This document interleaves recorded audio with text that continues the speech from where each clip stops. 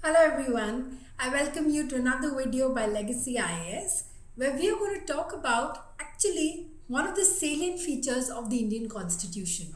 It is nothing other than the separation of powers between the organs of the government. Now we all know that India has, or for that matter, any modern day constitutional government generally has three organs which are one exclusively for lawmaking, one for executing the laws, and the third to look into whether everyone has done the right thing. Now, this is the entire concept of separation of powers, all right, and assisted and attached to that the system of checks and balances through which we are further trying to do nothing but strengthen the system of democracy. Here is a process which India actually borrowed from the culture which was there in United States of America, a presidential form of government with strict distinction between the executive, legislative and judiciary. India, on the other hand, being a parliamentary form of government with the executive dependent or a part of the legislature, kind of staying in office till it enjoys the confidence of the lower house. So a lot of these things kind of is different in the way in which India practices separation of power vis-a-vis what the United States practice. But nevertheless, we've managed to have a good checks and balances in the entire system, which is just strengthening our constitution further and providing or protecting the rights of the public and strengthening democracy. So with that perspective, let us try and understand what this separation of power is all about. The person who first came up with this theory was actually someone from the French background, the French philosopher Montesquieu, who actually proposed this particular theory of separation of power. It is nothing but this division, as the word separation says, it is nothing but a division between what, or rather among the three organs of the government of executive, legislative, and judicial. It minimizes the possibility of arbitrary excesses by the government. All right, since the sanction of all the three branches is required for not just formulating laws, for executing them, and also for administering. So what we are trying to essentially do, the objective of this particular entire process is we are trying to reduce the possibility that legislature does not forms any laws which is not, or rather which is beyond their jurisdiction. Executive does not have any high-handedness in terms of the policy implementation. And we have the judiciary to independently and take a neutral call whether everyone is doing things in the right way, whereby judiciary can also judge its own judgments, but at the same time it also looks into the actions of both the executive and the legislature in this regard.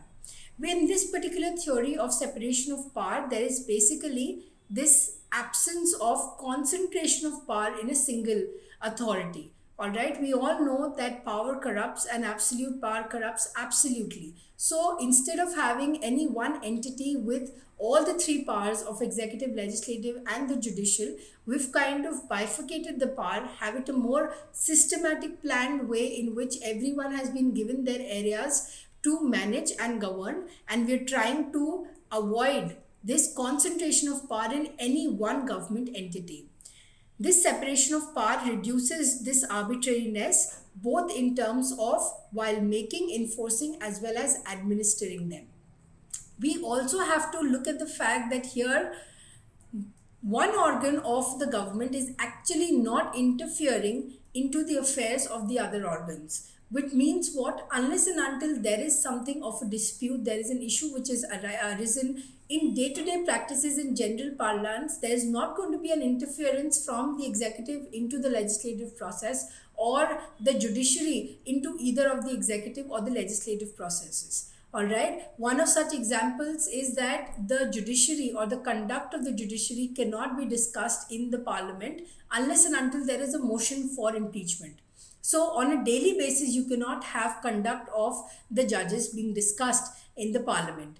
Also, one organ should not exercise functions which is assigned to any other organ. There is proper bifurcation and role distribution that we see. The main objective, as I've been telling you, is to prevent the citizens from such arbitrary powers. The US Constitution was actually the first country to have incorporated such a provision in its constitution. There are in India several provisions which kind of explicitly and implicitly bring forward this particular provision into the constitution and finally into the system of government. If we look at Article 50, all right, we have the state to take necessary steps to separate the judiciary from the executive in the public services of the state. Now, the whole controversy which is going around the National Judicial Appointments Committee, whereby judiciary is talking about interference of the executive into the judicial functions, including the appointments that we're talking about. All right, the rationale behind it is of course different, but the procedure is something that is being contested. And this is another instance of where the judiciary is vouching or trying to keep itself independent from the executive and the legislature for that matter.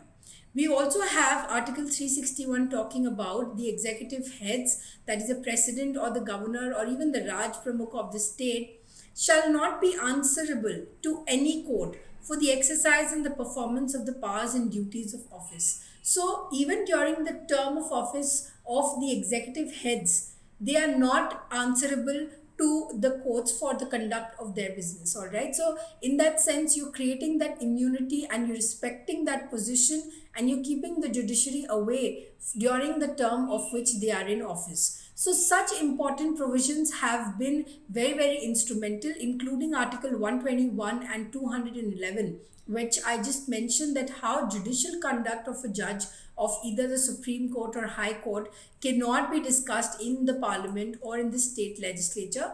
All right, unless you're actually discussing, you sat down to kind of discuss about, because the two grounds for removal of a judge are proven misbehavior or incapacity. So which would make you discuss the conduct. So unless and until that is in place, you cannot randomly discuss the conduct of a judge.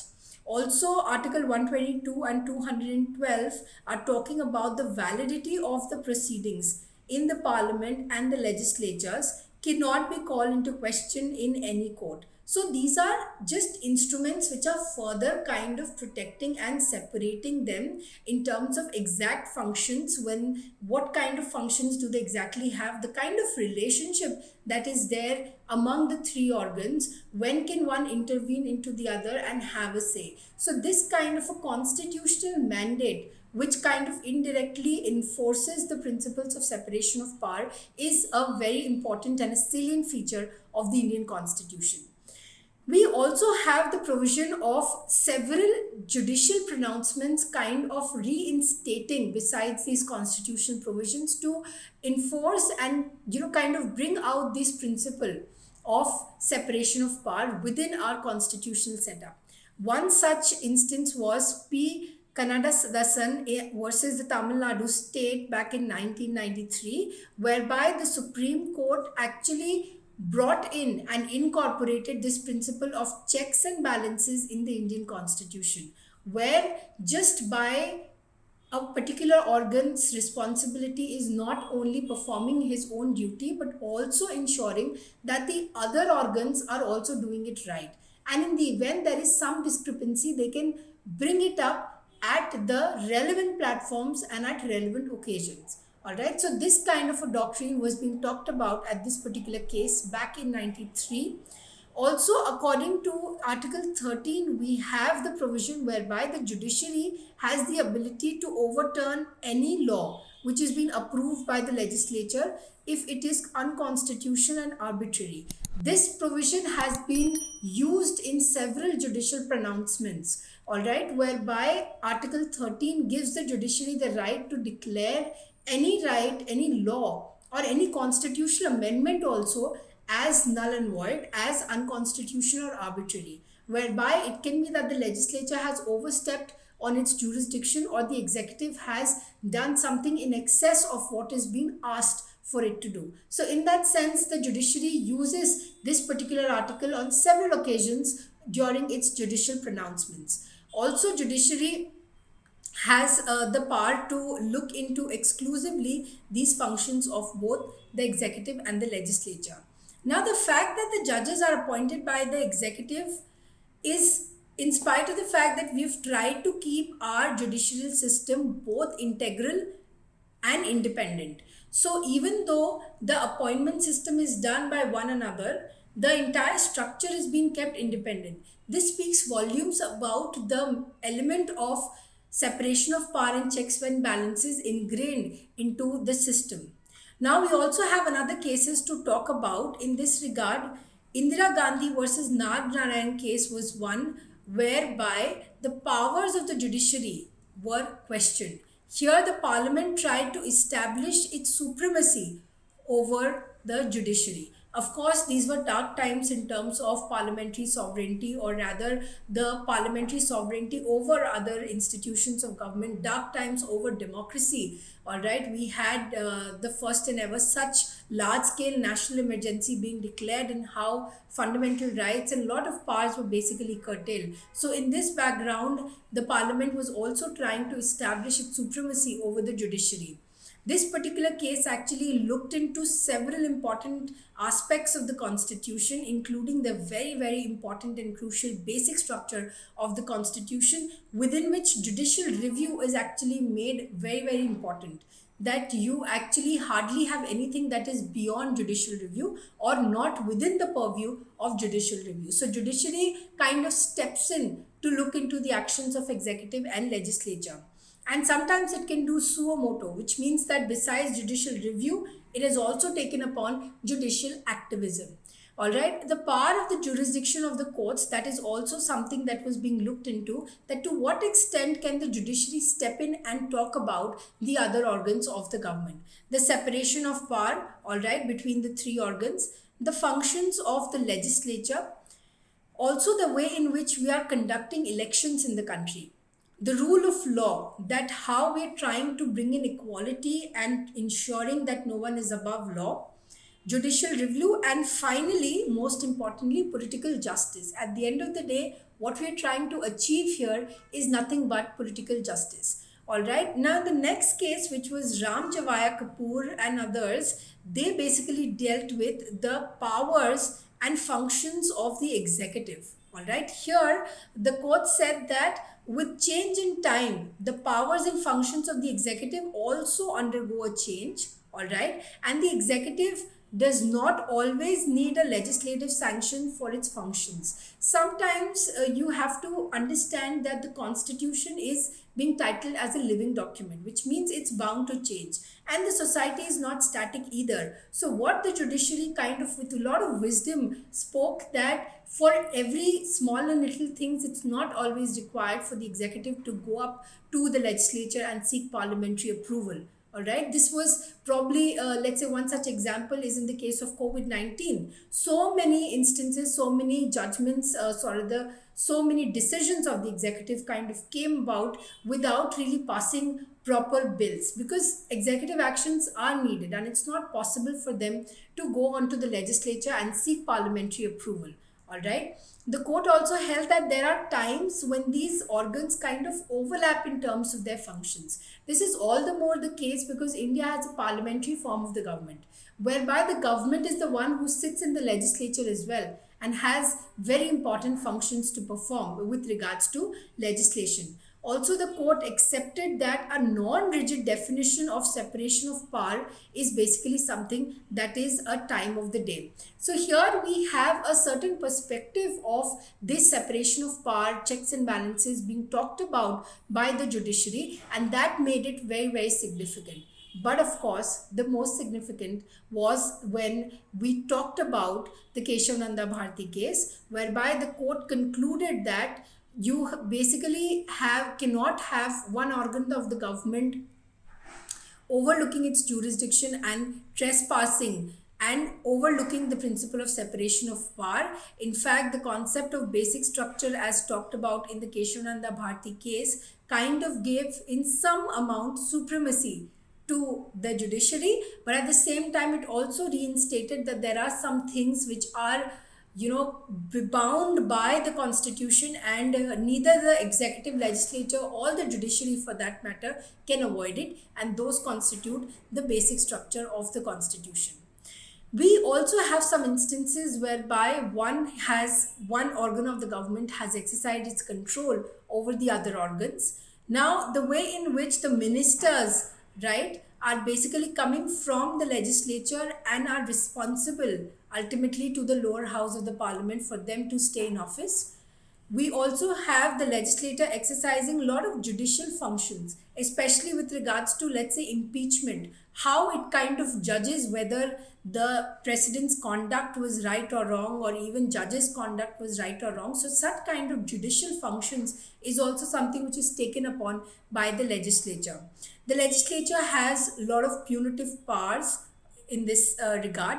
We also have similar such kind of controls being looked up or exercised by the executive, whereby how president's assent is required no matter a bill is being passed by the both houses of the parliament. The assent of the president is the one which only kind of transforms a bill into an act and makes it enforceable, right?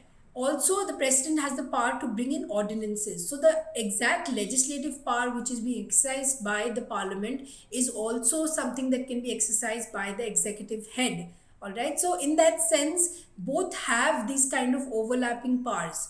Executive has a lot of impact on the judiciary, and we've talked about one such instance of the NJSC and the proposals to even bring it back again. The judiciary definitely has a lot of control, and one such is the way in which judicial review is being practiced, how laws are basically treated as unconstitutional and void, how actions are treated as unconstitutional and void. All right, so parliament also looks into not just new lawmaking but also the proposals for amendment. If they also violate the basic structure in any way, then they can kind of pull the strings. Also, the entire concept of this basic structure has been brought in, enforced, and being channelized further by none other than the judiciary themselves.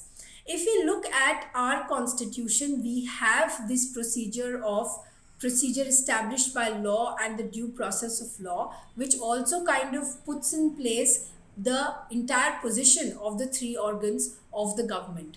We have a unique similarity, or we have a unique combination whereby both the principles of parliamentary sovereignty as well as judicial review, all right, are something which are incorporated in the constitution, and both are salient features of the constitution. But the parliamentary form of government is how we are differentiated from the US or the American form of government. So in that sense, in spite of these variations, we've managed to kind of bring it into our system. So I hope you have got a good sense of how this entire provision of separation of power is introduced into our system of governance, our constitution, and have been reinstated on multiple occasions by the judiciary. So I hope you have enjoyed the video and understood it well. If you have understood it, let me know by liking the video. Share it with those who still have confusions, all right? And subscribe to more such videos by Legacy IAS.